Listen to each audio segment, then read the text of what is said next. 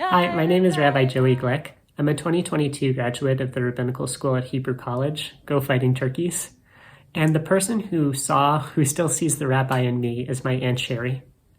When I was 3 years old, I was telling every adult in my life that I was 6.5 years old. Everyone patted me on the head and said, "How cute."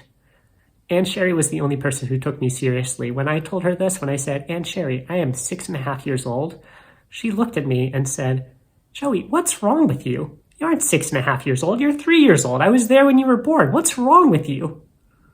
Then 12 years later, I was looking at colleges, and I was thinking that I should study business. And I went to my Aunt Sherry and I said, "Aunt Sherry, I think I should study business in college.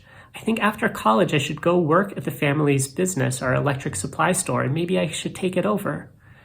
Aunt Sherry looked at me and said, "Joey, what's wrong with you? That's a terrible idea. You shouldn't do that. And if you try and do that, if you try and take over the store, I'm selling my stocks. I'm out of here." Then 10 years later, I was in my mid-20s.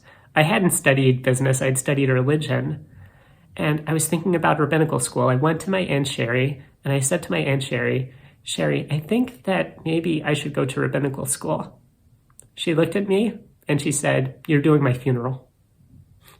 I feel like I owe so much to my Aunt Sherry as a person who has always told me the straight truth, who's been able to see my talents and where my talents are lacking, who's been able to tell me when I am not a 6.5-year-old, when I am not a business major, and who's been able to see me truly as the sort of pastoral caregiver and leader that I might become.